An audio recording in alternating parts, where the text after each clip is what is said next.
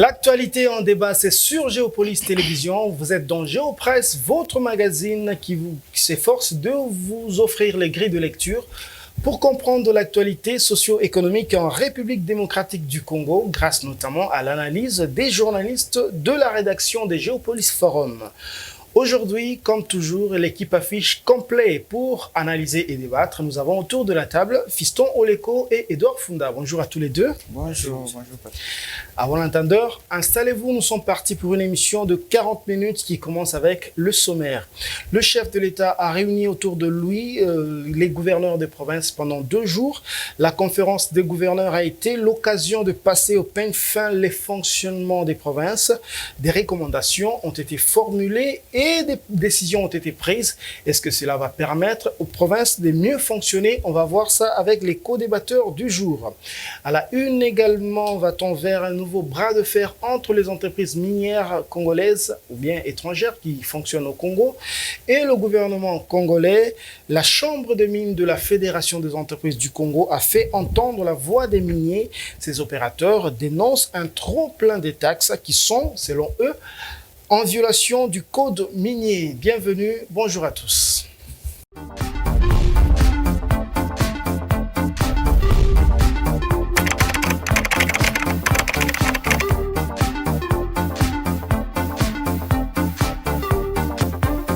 Encore une fois, bonjour à tous les téléspectateurs et bonjour sur le plateau. Bonjour. Bonjour. Fiston Oleko, on va commencer avec vous. D'abord, on a vu la conférence des gouverneurs qui s'est tenue du 22 au 23 décembre dernier, ici à Kinshasa, sous le thème de la stabilité de la réussite, dans la réussite du programme du développement local de 145 territoires et du programme d'urgence intégré de développement communautaire. C'était le thème. Mais s'il faut faire l'état des lieux du fonctionnement des provinces, le moins que l'on puisse dire, c'est qu'il y a plus que de l'instabilité et ça dure depuis plus de 5 ans. Oui, vous l'avez dit. Merci tout d'abord pour la parole. Vous l'avez dit, il y a une forme d'instabilité qui se remarque dans le fonctionnement des provinces. Et c'est là depuis belle lurette. Surtout depuis qu'on a essayé un peu de respecter la disposition de la Constitution qui dit que la République démocratique du Congo doit compter 26 provinces. Oui. 26 provinces plus Kinshasa, la capitale. Donc à partir de ce moment-là, il faudrait justement créer des organes délibérants dans chaque province pour pouvoir organiser le fonctionnement de l'État dans la logique de la décentralisation. C'est-à-dire que chaque province aura bien évidemment une assemblée provinciale, il y aura un président de l'assemblée provinciale et puis les gouverneurs seront l'émanation de ces provinces-là, de ces assemblées provinciales-là. Et ce qui se constate, comme je l'ai dit tantôt, c'est que cette instabilité s'instaure. Et ce qui est un peu incompréhensible, c'est qu'à chaque moment, il y a toujours des gouvernements provinciaux qui sont à l'égard de leurs assemblées provinciales incompétents. Il y a toujours des raisons comme ça. Ils sont jugés incompétents. Oui. Sont toujours détourneurs, sont toujours des gens qui sont des auteurs des actes de malversation. Ce qui crée un peu cette instabilité dans les provinces. Mais les provinces, ce n'est pas seulement aussi l'instabilité au niveau des institutions, mais c'est aussi la précarité au niveau de la vie des populations. C'est-à-dire que nous avons nos 26 provinces qui ont des spécialités, surtout sur le plan économique, mais toutes ces spécialités-là convergent autour de l'agriculture. C'est-à-dire que dans tous les coins de la République démocratique du Congo, l'agriculture est, si pas dans l'une ou l'autre, l'activité principale, on peut les mettre même dans les seconds plans. C'est-à-dire que dans tout ça, et l'épineux problème, c'est aussi les routes. Ce qui fait que la production agricole qu'il y a dans les provinces, ou surtout dans les coins reculés des provinces, ne sont pas à même, ou soit les producteurs n'ont pas à même de les emmener au niveau sur le point de consommation. Oui. C'est-à-dire ce sont là des problèmes surtout majeurs. Il y a aussi les problèmes des ponts. Il n'y a pas assez de ponts dans la République démocratique du Congo. Nous sommes dans un même pays. Il y a beaucoup de coins séparés où les populations se voient, ne savent pas aller d'un bout à l'autre.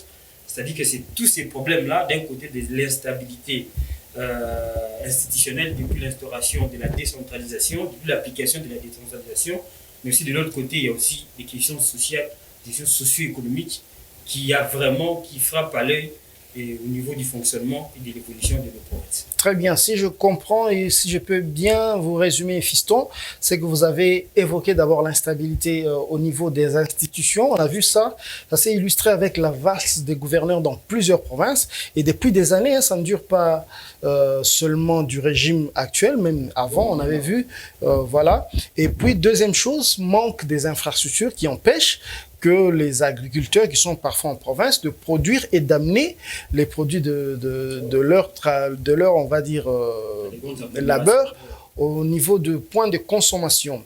C'est très bien résumé. Edouard Funda, on vient à vous maintenant. On a vu que la conférence s'est quand même soldée sur une série de recommandations. Quelles sont-elles?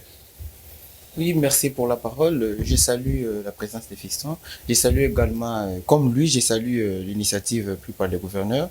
Je sais que la conférence est constitutionnelle, mais cette fois-ci, cette conférence a sorti des décisions curieuses qui vont essayer un peu de booster le développement des provinces. Oui. Alors, parmi les recommandations faites ou bien les résolutions prises par les gouverneurs en conférence, ils ont décidé de convoquer régulièrement la conférence des gouverneurs qu'ils sont. Ils ont aussi décrété un moratoire suspendant les motions de censure. Ça, je suis très pour. Pourquoi pas? C'était en présence du président de la République, bien que la décision essaie un peu d'énerver certaines dispositions constitutionnelles. Mais c'est au moins une décision courageuse pour laisser un peu ceux qui ont des idées, les gouverneurs qui ont des idées, de mettre en place leur programme qu'ils ont présenté lors des élections dans des provinces. Alors, ils ont aussi décidé d'initier les réformes institutionnelles, comme l'a dit Fiston tantôt. Mais sur les plans reconstruction, Fiston a énuméré des éléments de précarité que connaissent nos gouverneurs et nos provinces, nos populations en quelque sorte. Mais il y a certaines décisions qui ont été prises, notamment la réhabilitation des unités de production et de transformation des provinces. Ici, je vous dis, moi, j'ai eu la chance, bien que de ne pas me promener dans toutes les provinces, mais j'ai eu quand même la chance d'être dans les fins fonds des provinces grâce aux mutations de mon père. Moi, je connais des usines d'huile de palme qui ont été abandonnées par l'État jusqu'à aujourd'hui, depuis que les propriétaires qui étaient des Blancs qui sont partis. Les usines sont restées comme ça jusqu'à présent. On a vu des présences des Blancs et des délégations des ministères, de certains ministères venir visiter, mais jusqu'à présent, c'est toujours inopérationnel. Alors, prendre cette décision serait un peu plus mieux. Pourquoi? Parce qu'aujourd'hui, la capitale est inondée. La capitale est inondée, chacun a ses ambitions. Les gens quittent le village, viennent étudier ici, alors que viennent étudier ici, mais ne peuvent pas rentrer parce qu'il n'y a pas d'emploi sérieux dans des provinces aujourd'hui. Alors, la réhabilitation des unités de production à partir des provinces par l'État permettrait à certaines personnes de ne pas inonder Kinshasa, mais de rester chez eux en train de travailler. Ça serait un peu une initiative très bien. Il y a aussi l'opérationnalisation de la Caisse nationale de péréquation. Oui, on va en venir, mais arrêtons-nous d'abord sur cette question, ou bien cette décision le moratoire qui a été en tout cas décidé, que bon, les motions de censure sont suspendues pendant 2 ans. C'est on va dire, c'est une décision qui peut amener une polémique en termes pour ceux qui sont puristes des lois, mais en même temps, c'est une question qui va quand même stabiliser, on l'imagine, le fonctionnement des provinces. Moi, quand j'avais écouté cela, comme l'une des dispositions de ces moratoires, le gouverneur qui a sanctionné même ces assises-là de la conférence des gouverneurs, la 8e édition, je me suis dit, mais, je ne sais pas. Vous savez, nous sommes dans une société organisée. Une société organisée sous-entend qu'il y ait des lois. Oui. Des lois qui sont justement la volonté, l'expression de la volonté de vivre ensemble que nous avons, et nous les avons accouchées sur le papier, sur les textes. Et aujourd'hui, on dit que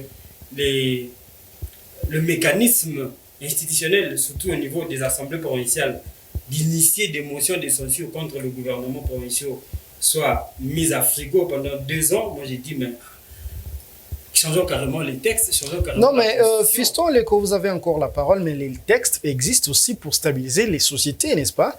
Et à partir du moment où on voit que certaines personnes, j'ai dit peut-être entre guillemets, essaient d'abuser un petit peu des textes. La question la plus fondamentale, c'est que qu'est-ce qui est à la base de ça? Oui. C'est-à-dire là, on accuse nos textes. Et voilà pourquoi j'ai dit, il faut carrément enlever. Parce qu'après 2 ans, il y aura une vie après. Oui. Qu'est-ce qu'on va faire? On va continuer avec ce moratoire ou bien on va rentrer encore dans l'instabilité. Nous voulons la stabilité pour une paix sociale durable. Mais ce n'est que pour... C'est-à-dire que nous concevons notre pays en dehors de 2 ans. Ce n'est pas normal. Soit on est là avec cette disposition dans nos textes, soit moi je suis pour qu'on crée un cadre de concertation qui serait peut-être une autre étape avant d'arriver au niveau des motions de censure. C'est-à-dire que le gouverneur et les gouvernements provinciaux et leurs assemblées provinciales trouvent un moyen ou créent un autre mécanisme qui va leur permettre à être à chaque moment pour parler en dialogue, c'est-à-dire un cadre de concertation permanent. Et moi, je suis même pour que le gouvernement central, soit l'exécutif par le biais du président de la République, ait aussi un aide à chaque province pour que ces mécanismes-là, moi, c'est ce que moi j'ai imaginé du coup, parce qu'on ne peut pas comprendre dans une société organisée où nous avons des textes, mettre à frigo une disposition des lois pour justement créer une stabilité. Non, est-ce que vous craignez que cette décision amène aussi les gouverneurs à se prendre pour des petits rois et faire n'importe quoi? Mais c'est ça. Lorsqu'on vous dit, c'est un mécanisme de contrôle des gouvernements provinciaux. Lorsqu'on met ce mécanisme-là en berne, mais je vous dis, on est où? On se dit que personne ne contrôle personne alors.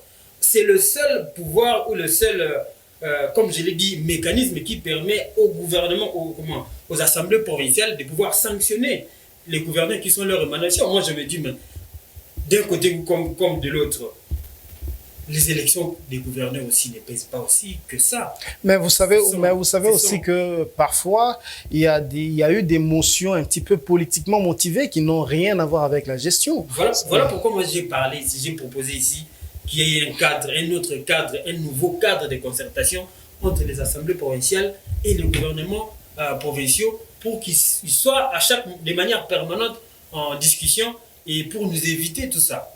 Voilà, donc au niveau du fonctionnement des assemblées provinciales et même des assemblées, des organes délibérants, disons-les carrément comme ça, il n'y a pas que des motions de censure, il y a des questions orales avec débat, il y a toute une gamme on va dire, de questions pour essayer de maintenir le dialogue. Il n'y a pas que la sanction. Et il y a aussi, s'il vous plaît, il ne faut pas monopoliser la parole non plus. Je ne monopolise pas la parole.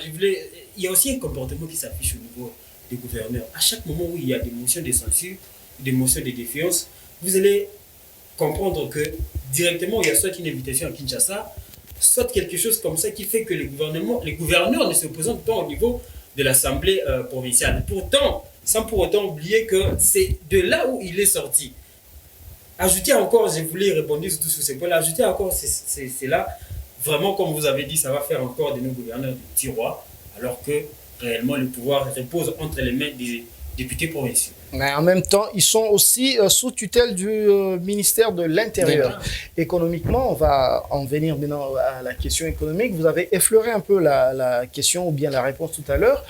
Les provinces ont été presque les parents pauvres. On a vu que la caisse de péréquation n'a jamais fonctionné. La question de rétrocession n'a jamais fonctionné. Que des retards de salaire accumulés, que des impaiements. Et quand on parle d'impaiement, on parle même des élus provinciaux. Des élus provinciaux qui se plaignent même d'accumuler des retards d'impaiement. Edouard Funda, est-ce que cela n'est pas, on va dire, de nature à exposer justement les institutions provinciales à fonctionner de manière bancale? Oui, voilà, je l'ai dit ici, je l'avais dit dès le début, je crois que je vous l'avais dit sur le couloir. Je vous ai dit, l'objectif principal de la décentralisation, c'est plutôt le développement local des provinces. Il y a aussi l'approfondissement de la démocratie au niveau de nos provinces, donc l'approfondissement de la démocratie locale. Alors tout ça, c'est tout un problème dans le développement. Dès lors que vous avez des lois dans le pays, comme l'a dit Fiston, nous avons des lois pour réguler notre pays. Oui. Dès lors que vous avez des lois qui ne s'appliquent pas, c'est ça le problème. Nous avons ici, même sur le développement économique, nous avons des problèmes de la rétrocession qui est très bien retracée par la loi. Nous avons la Caisse nationale de péréquation qui devrait être mise en place, qui devrait être opérationnelle en quelque sorte. Cette caisse devait permettre en principe aux gouverneurs et aux provinces de trouver leur voie de développement. Parce que nous sommes en République démocratique du Congo avec 26 provinces. Prenons Kinshasa parce que parfois aussi Kinshasa a un statut de la province. Nous avons 26 provinces. Ce ne sont pas toutes les provinces qui ont les mêmes moyens les mêmes ressources en quelque sorte. Oui. Alors, il y a certaines provinces où il y a presque... Il n'y a que l'agriculture qui n'est pas aussi financée, qui est en petite quantité, qui ne peut pas nourrir la province tout entière. Alors, cette caisse de péréquation devrait en principe permettre, si elle était opérationnelle plutôt, elle devrait permettre à d'autres provinces de récupérer des ressources à partir de là. Pourquoi? Parce que quelle était l'idée de la caisse de péréquation? C'était lorsque les provinces nous amènent leurs recettes ici, à partir d'ici, parce que les provinces ont 40% de leurs recettes qu'ils retiennent à la source. Ça, c'est ce que dit la loi. Non, ils demandent maintenant de retenir à la source, mais jusque-là, c'est pas appliqué. Mais c'est ça le problème. Mais la loi était claire. La loi disait dès le départ que les ressources, les 40% des recettes des gouverneurs devraient être récupérées à la source. Provinces, ouais. Ah oui. C'est là, sous un dépôt, donc après un dépôt automatique des frais de 100% des recettes récupérées, 60% à la caisse générale du pays, et l'autre là soit retenu automatiquement au niveau de la province. C'est ce qui n'a pas été fait. Alors, qu'est-ce qui arrive? Lorsqu'on envoie l'argent ici, cette caisse de péréquation devrait automatiquement récupérer l'argent et le distribuer équitablement. Ça, c'est l'esprit de la loi. Redistribuer équitablement à certaines provinces, parce que la loi donne le pouvoir à une province de venir récupérer à partir de la caisse nationale et à la caisse de péréquation, la caisse nationale de péréquation, une petite somme pour booster le développement de sa province. Dès lors que la caisse nationale de péréquation n'existe pas ou bien ne fonctionne pas, elle existe, n'est pas opérationnelle en quelque sorte, certaines provinces trouvent des difficultés. Je vous dis par exemple, le Maïndombe n'est pas le Lualaba. Vous trouvez au Lualaba là-bas, si on dit au Lualaba de retenir ces 40%, vous sentez qu'il se sent heureux. Pourquoi? Parce qu'il y a des mines, il y a beaucoup de choses de l'autre côté. Et la province est aussi visitée par les investisseurs d'une manière, mais ce n'est pas le cas avec le Maïndombe. Le Maïndombe avec ses 40% d'abord là, ici, vous savez que les 40% qui retiennent dans Maïndombe sera le 40% verbal, ou bien dans l'esprit de la loi, mais en réalité, il n'est lui-même pas capable de produire ce qui lui permettra de retirer même les 40% dans les frais de fonctionnement de l'institution. Voilà, si on comprend bien, c'est qu'il faut d'abord rendre opérationnelle la caisse de péréquation, qui est une caisse de solidarité pour essayer d'équilibrer le développement entre les provinces en termes des ressources. C'est ça. Mais Fiston Oleko, le chef de l'État, a néanmoins demandé au gouvernement, je cite, d'enlever tous les obstacles qui mettent à mal l'approvisionnement financier des provinces. Et déjà, une enveloppe de 10 millions de dollars a été disponibilisée. Vous pensez que c'est une solution et que désormais on peut espérer que la caisse tant attendue va être maintenant fonctionnelle? Je ne sais pas d'emblée comment dire et comment affirmer directement que cette caisse sera opérationnelle, mais l'idée est bonne. L'idée est bonne dans le sens où ça va, comme m'a dit Edouard, booster le développement au niveau de la base. C'est ça même l'objectif, vous l'avez signifié dans le thème des 7e-8e sessions de la conférence des gouverneurs. L'objectif, entre autres, c'est aussi de booster ou encourager le développement au niveau de la base. C'est-à-dire que l'idée est bonne. Mais nous avons un problème avec nos dirigeants. Ça, il faut le dire, il faut le reconnaître. C'est qu'il y a un écart entre ce qui est dit ou ce qui est proposé dans nos lois et ce qui s'est fait certainement réellement sur le terrain. Oui. Et ici, nous sommes tous sans savoir que nous sommes tous ici, nous connaissons déjà, avec les lois de finances pour l'application, ça pose problème. Il y a certaines lignes budgétaires qui ne s'appliquent pas. Il y a d'autres lignes qui connaissent des dépassements budgétaires. Et même quand il y a des lignes, le taux d'exécution ne suit pas forcément. Normalement, il y a toujours beaucoup plus de dépenses qui n'ont pas vraiment d'impact réel sur la vie des populations. Donc, cette fois-là, c'est un engagement que le président de la République a exprimé, un engagement que lui a pris, mais aussi a fait entrer à la danse et son gouvernement à travers les ministres de budget, le ministre de finances, le ministre de fonctions publiques, mais aussi celui de l'intérieur, parce que le secteur est sous, c'est-à-dire que le gouvernement est sous sa tutelle, et nous attendons voir, mais moi je crois qu'on doit justement leur accorder ce bénéfice des doutes, et les lois sont là depuis longtemps. Ce n'est que l'application, et nous avons vraiment des belles lois, des beaux textes, ce n'est que l'application qui pose problème, mais de l'autre côté, il y a aussi la vie des populations qui n'attendent pas, il y a nos nos compatriotes qui croupissent dans la misère inouïe, il faut faire un tour, par exemple, dans les terres où il y a peut-être qu'on se tire beaucoup de ressources naturelles ou minérales, mais vous allez voir que les populations sont dans des misères, sont dans les capacités même de souvenir à des petits besoins, faute des moyens. Donc, l'initiative est bonne. Nous attendons et les gouvernants au tournant. Voilà, Edouard Funda, en quelques secondes, on va passer à notre deuxième thème. Est-ce que l'OCAS ou bien l'ordre du chef de l'État de demander au gouvernement d'enlever tous les obstacles qui freinent l'approvisionnement financier des provinces vous rassure-t-il? Bon, personnellement, parce que la décision a été prise dans la conférence des gouverneurs, je crois qu'ils ont réfléchi là-dessus. Pourquoi? Parce que d'abord mettre de côté, interdire aux assemblées provinciales de suspendre les gouverneurs ou bien automatiquement c'est quoi le mot approprié, prendre des motions contre les gouverneurs. Je crois que il y a une réflexion de base qui a été mise en place. Pourquoi? Parce que l'assemblée provinciale n'a pas seulement le rôle d'engager des motions contre le gouverneur, il a aussi le rôle de contrôler le gouvernement provincial et les services publics. Ça veut dire quoi? Dès lors que vous mettez ça et que le gouverneur se prenne comme des petits princes, je crois qu'il y a une décision, ou bien le président de la République va lui-même instruire l'IGF, qui est sous son tutelle. Pourquoi? Parce que les comptes des provinces sont soumis sous contrôle de l'IGF et des cours de compte. Ça, c'est ce que dit la loi. Ça, c'est connu. Alors, dès lors que cette décision a été prise, moi, je crois que je leur donne confiance et je donne confiance au président de la République qui, ensemble avec le gouverneur, a décidé que soit mis de côté des motions de censure pour essayer un peu de déstabiliser. Oui, mais par rapport un contrôle sera, il y a un contrôle de l'IGF qui sera de rigueur parce que l'Assemblée nationale, les élus provinciaux semblent être mouillés un peu. Mais je crois que le fait de mouiller les élus provinciaux ferait l'activation automatiquement de l'IGF de la Cour des comptes. Pourquoi j'ai mis plus en premier lieu l'IGF? Pourquoi? Parce que sous tutelle du président de la République, je crois qu'il sait que les députés provinciaux sont mouillés et que l'IGF doit être activé dans le suivi de l'argent qui sera de l'argent qui sera soumis au gouverneur cette fois-ci pour essayer un peu d'organiser leur cité.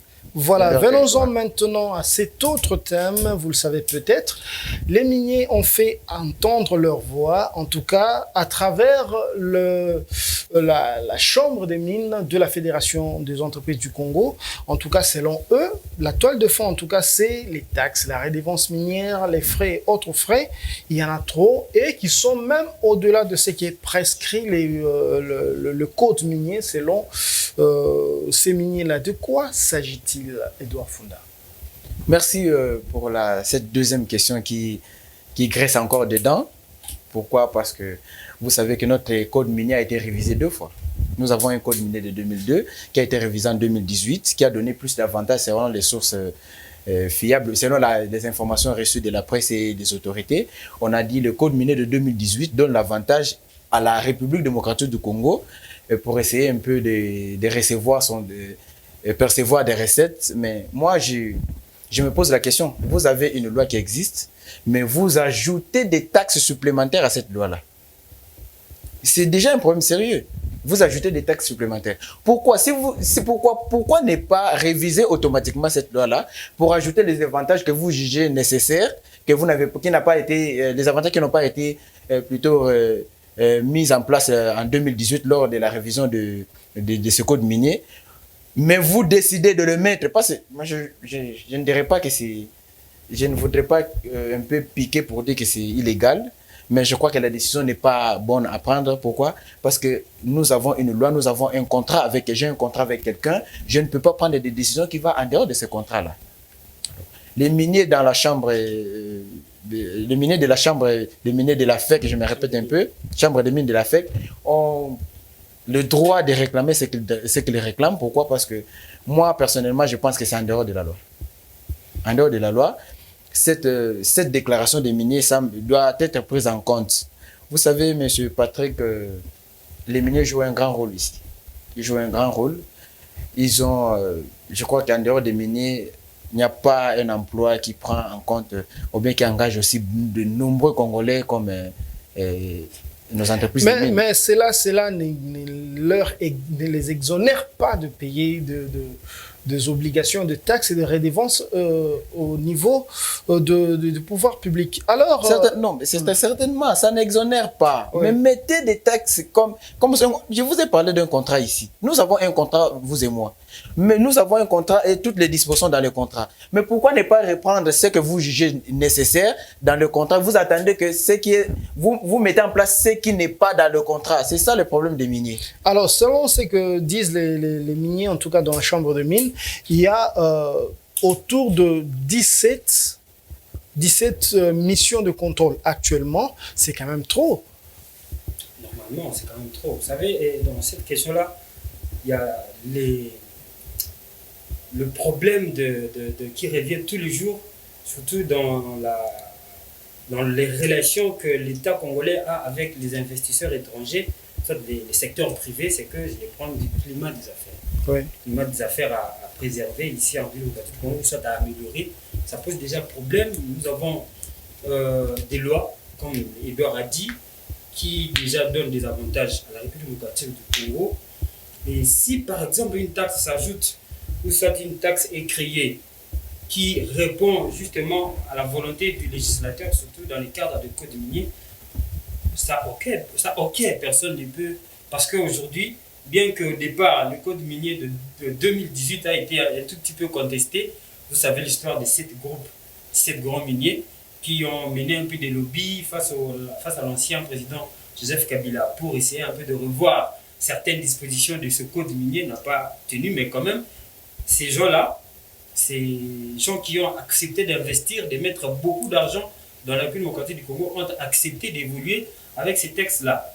Donc, comme je l'ai dit, il faut préserver ces climats d'affaires, il faut chercher, nous avons un climat d'affaires qu'il faut améliorer, mais continuer ou essayer encore beaucoup plus d'asphyxier ces investisseurs-là, c'est nous qui serons le perdant parce que vous savez, nous avons créé même un système dans le code minier des joint ventures, c'est-à-dire que les entreprises étrangères, les investisseurs étrangers qui viennent peuvent s'allier avec nos entreprises et dans le cadre de partenariat public-privé. Nous, la République démocratique du Congo, on tire peu de dividendes parce que nous avons moins de participation. Déjà, c'est un problème. Alors, mais lorsque l'État dit on va dire dans ces affaires-là, le plus important, c'est le gisement, et le gisement qui appartient à l'État. Ça, c'est un argument qu'il faut tenir en compte. Les gisements appartiennent à l'État. Bien évidemment, là, on ne disconvient pas. Nous avons beaucoup, je vous rappelle ici que nous avons beaucoup de gisements, déjà même identifiés. Ce n'est pas seulement les mines, il y a aussi dans les secteurs des hydrocarbures. Nous avons les gaz, 60 milliards de mètres cubes. Nous avons le pétrole, 20 milliards de barils. Alors que les pays comme l'Angola, les pays comme le Nigeria, tirent de leurs réserves pétrolières, de pétrole. Le Nigeria qui tire plus d'1 million de barils par jour. L'Angola qui tire plus de 400 000 barils par jour. Et vous savez le budget annuel de l'Angola. Nous sommes dans les 30 milliards de dollars. Vous savez, le budget de Nigeria, c'est au-delà des 50 milliards de dollars américains. On ne va pas se contenter de ce que nous avons sous le sol. Richesse n'est richesse que quand il est sorti, vendu ou soit transformé ici en République démocratique du Congo. Et ceux qui le font, ce ne sont pas l'État congolais parce qu'il n'a pas de moyens. Ça, il n'y a pas de débat là-dessus. Ce n'est pas une dictature de langage, mais l'État a déjà accusé son incapacité à pouvoir produire ou à pouvoir extraire les ressources minières qu'il a sous son sol. Et voilà les gens qui viennent comme ça, qui nous aident bien évidemment, pas nous aider, ils viennent aussi chercher. Ils font des affaires, donc c'est gagnant-gagnant. Voilà. Ça permet à notre pays de tirer des dividendes selon les lois, selon, comme je l'ai dit ici au début, avec la question des conférences des gouverneurs, que les lois sont l'expression de nos volontés. C'est-à-dire nous avons estimé que ça, c'est vraiment une valeur, ça c'est acceptable dans notre société. Nous devons les consacrer dans les textes, dans les lois, et nous avons quand même l'obligation de les respecter. Moi, je ne suis pas contre la multiplicité des taxes. Si c'est dans les cadres de la loi, ok, mais si ça sort en dehors de la loi, quand même, nous avons un climat des affaires à améliorer et à préserver. Voilà, parce que les miniers disent ceci, le débat autour du code minier est dépassé. Ils ont accepté d'appliquer ce code minier-là. Le code minier de 2018 qui a été présenté comme attrayant et aussi rémunérateur a une innovation, on va dire, de 19 taxes et paiements qui ont été ajoutés. Et maintenant, les miniers disent, bon, il y a eu, bon, selon le président de la Chambre de mines, il y a eu plus de 10 autres paiements, frais et taxes redevances qui ont été ajoutés. Mais au-delà de ça, il y en a qui répondent que non. Par exemple, la taxe sur le FPI, la taxe sur le Fonds de promotion de l'industrie, ça n'a pas été créé récemment. C'est une taxe qui date de 1989. Est-ce que c'est une méconnaissance des lois ou c'est juste délibéré pour entretenir une sorte de bras de fer? C'est ça la vraie question. Pour compléter d'abord, Fiston, je voudrais dire ceci.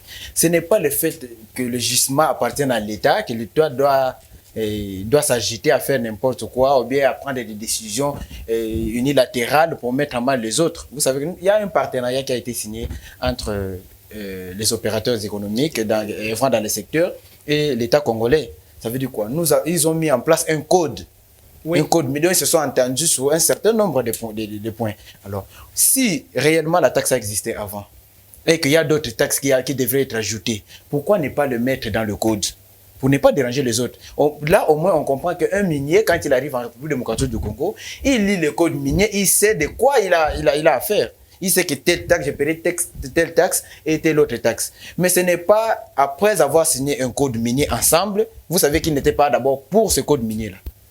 Il y a eu des problèmes, des agitations, comme l'a dit Fiston. Les miniers ont fait des lobbies pour que soit annulé le code qui a été signé en 2018, mais ce n'est pas passé. Ils ont quand même accepté qu'il y ait ce code-là et qu'ils appliquent ensemble.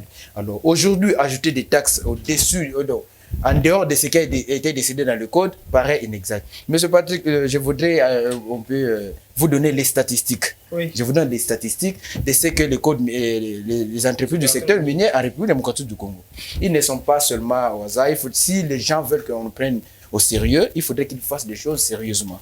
Vous savez, en République démocratique du Congo, en 2018, selon les rapports de l'ONEM, qui est l'Office national de l'emploi, on dit en 2018, 137 806 Congolais ont été employés dans le secteur minier.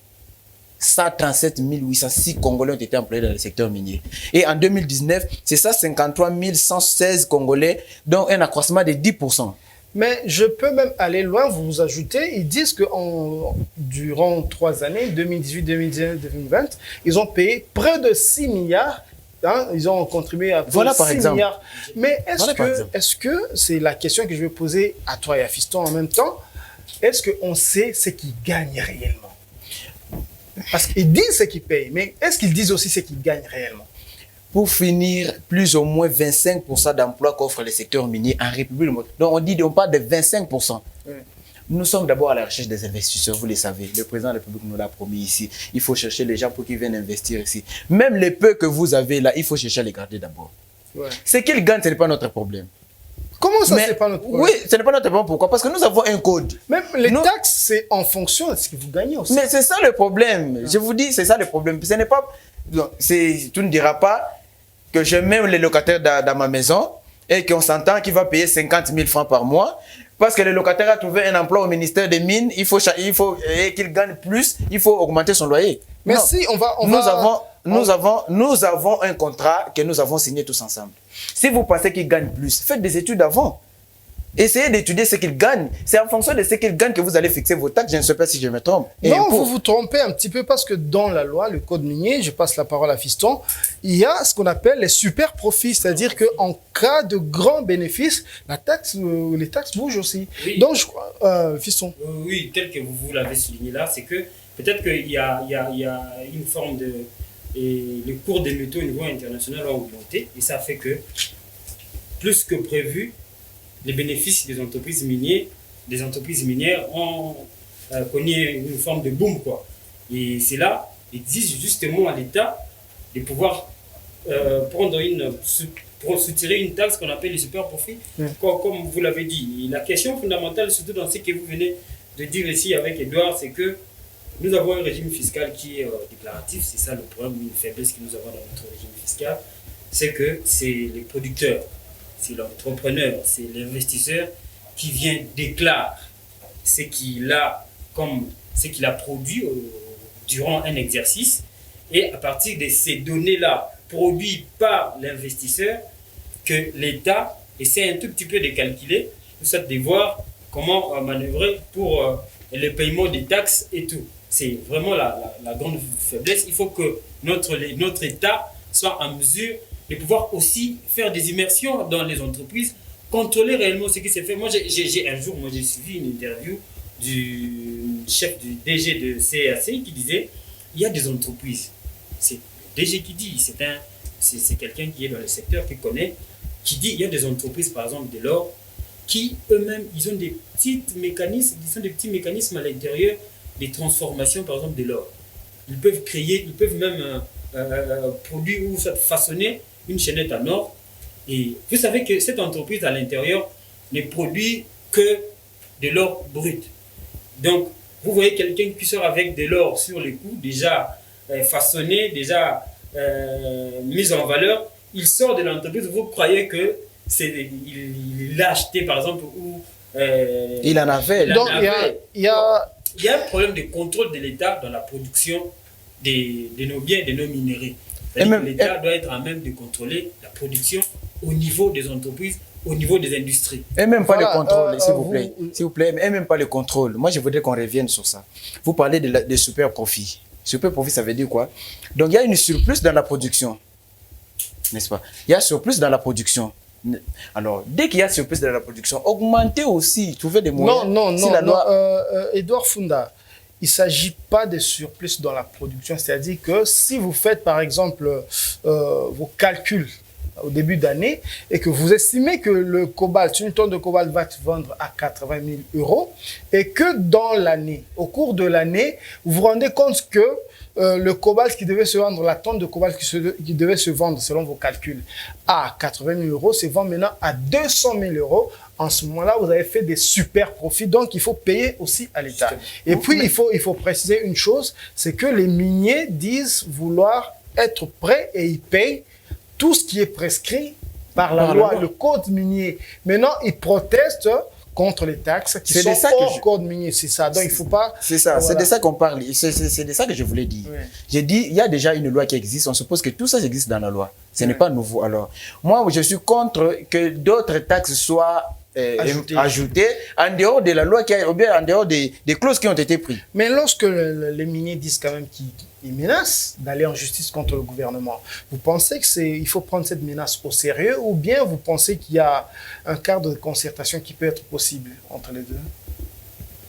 Bon, dans le cadre des partenariats public-privé, bien que l'État, le sol appartient à l'État, mais l'État c'est une partie prenante. Automatiquement, l'État a les obligations, il n'a pas que de droits. Oui. Il a les obligations. Voilà. Oui, l'État a des obligations vis-à-vis de ses partenaires. Alors, quand on signe un contrat, automatiquement, ça ne te donne pas la position du lion. Mais il y a des attentes. Tu as l'obligation de respecter ce que nous sommes convenus. Donc, si les miniers pensent qu'ils doivent aller en justice, je n'encourage pas cette option-là parce que il faut encore revoir beaucoup de choses. Ça risque de nous amener à un point de rupture. Oui, alors, moi, je voudrais que l'État revisite un peu sa démarche et sa pratique. S'il se rend compte que ce qu'il fait n'est pas correct, ou bien les taxes qui ont été ajoutées n'est pas dans la ligne normale de l'État, parce que les miniers ne peuvent pas réclamer quelque chose qui est normal. Ça veut dire que c'est anormal, ce qui n'existe pas dans leur contrat, c'est pourquoi ils les réclament. L'État doit d'abord commencer par revisiter et voir analyser ce que les miniers viennent de dire par rapport à dans leur point de presse. S'ils pensent que c'est comme ça et qu'il y a à modifier, ils peuvent modifier pour ne pas non seulement chasser, faire partir les opérateurs économiques qui nous viennent en aide parfois, mais créer un climat de paix qui reste là et qu'ils travaillent sur des contrats et les lois qui ont été mises en place. Sur des bonnes bases. Alors, la même question, je la pose à Fiston Leko. Pensez que l'État congolais doit prendre au sérieux cette menace-là, ou bien vous estimez que le cadre de concertation est encore possible? Oui, ce cadre-là est encore possible. Moi, je veux revenir sur... Vous savez, c'est cette déclaration de la FEC à travers sa chambre de mine intervient dans un contexte où il y a eu un arrêté interministériel qui a été signé entre le ministère des Mines et le ministère des Affaires sociales et quelque chose de solidarité nationale comme ça que dirige Modeste Mutinga. Le ministre Mutinga, oui. C'est-à-dire qui exige aux miniers de payer 0,03% de leur chiffre d'affaires pour financer justement les projets de développement communautaire. C'est-à-dire que nous avons les entreprises minières sont des entreprises qui ont des chiffres d'affaires très colossaux. C'est-à-dire qui fait que vous avez une entreprise comme des Kibali, des Glencore, des TFM, tout ça. Vous allez avoir une année avec un chiffre d'affaires alors même jusqu'à 500 millions de dollars et payer 0. Dans les milliards même. Dans les milliards. Il y a même des entreprises qui vont dans les milliards. Alors payer, soutirer 3,3% dans un tel chiffre d'affaires, même pas dans les profits ou dans un autre mécanisme, mais dans les chiffres d'affaires, c'est-à-dire que tout ce que l'entreprise a réalisé et comme profit, les capitaux, tout que l'entreprise a eu comme activité en termes chiffrés, et vous tirez de ça 0,3%, c'est quand même énorme. Quand on fait des calculs, on trouve que c'est quand même énorme. Et moi, je pense que c'est encore possible que le gouvernement, vous avez dit, qui est partie prenante dans ce partenariat public-privé entre lui et les secteurs miniers, le secteur privé dans les cas du secteur minier, de pouvoir trouver un terrain d'attente pour qu'il n'y ait pas de rupture, comme vous avez dit, et fermer aujourd'hui que les entreprises, surtout essentielles, qui nous aident au niveau surtout de renflouer les caisses, nos caisses, fermer comme ça va créer justement une forme de déséquilibre au niveau même des finances publiques de la République démocratique du Congo, parce que nous savons que l'essentielle source de revenus de notre pays, c'est justement bien de l'industrie minière. On me fait signe, il nous reste 3 minutes, on va finir avec cette émission. Juste une dernière question. Alors, est-ce que, Edouard Funda, vous estimez, est-ce que vous pensez qu'il y a une forme d'incompréhension quand même quand vous écoutez les miniers, ils se plaignent, mais quand vous écoutez le pouvoir public aussi, ils se plaignent. On a vu le chef de l'État dire, par exemple, que les miniers se sont enrichis, les investisseurs se sont enrichis sur le dos des Congolais. Est-ce que vous pensez qu'il y a une sorte d'incompréhension entre les deux parties? Certainement, il y a une incompréhension entre les deux parties. Vous savez, tout ce qui se passe ici, même les déclarations des miniers et tout le autre, part de là. On ne peut pas avoir, s'il n'y avait pas une compréhension, on ne pouvait pas voir les miniers réclamer. Ils ne devaient pas réclamer, certainement il y a une incompréhension. Alors dans tout ça, moi je crois que l'État devrait faire un peu un pas en arrière. Ce n'est pas pour relâcher et laisser les miniers de la place parce qu'on a un problème, non. Mais il faut essayer de visiter ce qu'il fait, si c'est normal, qu'il les rajoute un peu de la clé pour essayer de retirer ce qu'il peut. Mais si c'est anormal, et qu'il essaie un peu de trouver un terrain pour que soit élarguer tous les conflits, toutes les incompréhensions, afin de faire fonctionner et afin de permettre à la caisse de l'État de récupérer ce qu'il récupère comme d'habitude, ce qui nous aide un peu à renforcer notre caisse, comme l'a dit tantôt Fiston. Et Fiston, je vous pose la même question. Vous pensez qu'il y a une forme d'incompréhension quand le chef de l'État se plaint, il dit les miniers sont enrichis sur notre dos et que les miniers eux aussi se plaignent? Est-ce qu'il y a une forme d'incompréhension? Justement, c'est une question d'intérêt. L'État, comme organisme, a aussi besoin de respirer de ce qu'il a, ce que Dieu lui a donné comme don au niveau des ressources. Ouais. De l'autre côté, il y a aussi les miniers qui viennent investir. Ce ne sont pas des enfants de cœur, ce sont des gens qui viennent pour chercher de l'argent, tirer des profits de leurs activités qu'ils ont initiées. Comme je l'ai dit ici, ce sont des grands investissements et ils attendent que leurs investissements puissent produire des profits. Bon, l'État, c'est justement gagner plus au niveau des taxes et tout, parce qu'il ne voit pas clair. D'abord, le président de la République avait lancé ces mots-là. C'était dans un contexte où il y avait un problème au niveau surtout beaucoup plus des contrats miniers entre l'État et les opérateurs miniers. Vous savez, nous tous, ce qu'il y a dans les contrats chinois. Nous savons, nous tous, surtout dans tous les volets mines, volets infrastructures, ce qu'il y a. Vous savez aussi, il y a une question de la loi sur la sous-traitance. C'est-à-dire que toutes les entreprises de sous-traitance, selon les codes miniers, doivent revenir aux Congolais. Ce sont des domaines exclusivement réservés aux Congolais. Mais beaucoup des entreprises ou des opérateurs miniers contournent cela. Ils prennent un Congolais, il est là comme étiquette, mais l'essentiel ou le vrai patron des entreprises de sous-traitance sont beaucoup plus, ou généralement, pas beaucoup plus, dans la majorité, ce sont toujours ces expatriés-là. Ce sont là les points où le chef de l'État a essayé un peu de dire que, voilà, nous sommes dans une phase où les miniers sont en train de nous de bénéficier, de tirer profit sur nos dos. Il y a aussi cette question-là que je vous ai dit, de notre régime fiscal où les miniers viennent déclarer par eux-mêmes, déjà au niveau même de l'exploration, de l'identification des gisements. Ils viennent, c'est eux-mêmes qui viennent, qui financent les recherches, viennent présenter à l'État. Donc tout ça, c'est la raison pour laquelle le président de la République a dit. Mais c'est aussi une responsabilité de l'État congolais de pouvoir s'ouvrir tout ça de loupe, car il s'agit là des intérêts de la République du Congo. Les miniers, comme je l'ai dit, ils suivent leurs profits.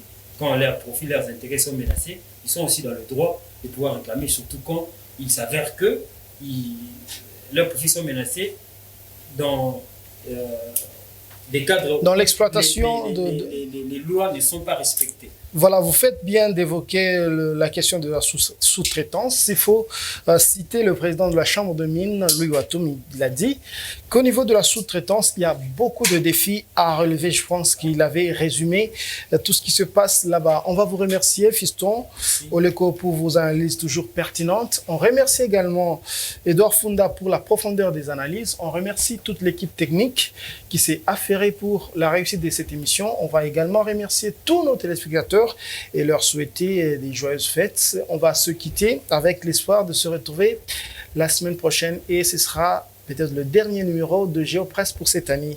Ce sera avec le même plaisir. Ciao.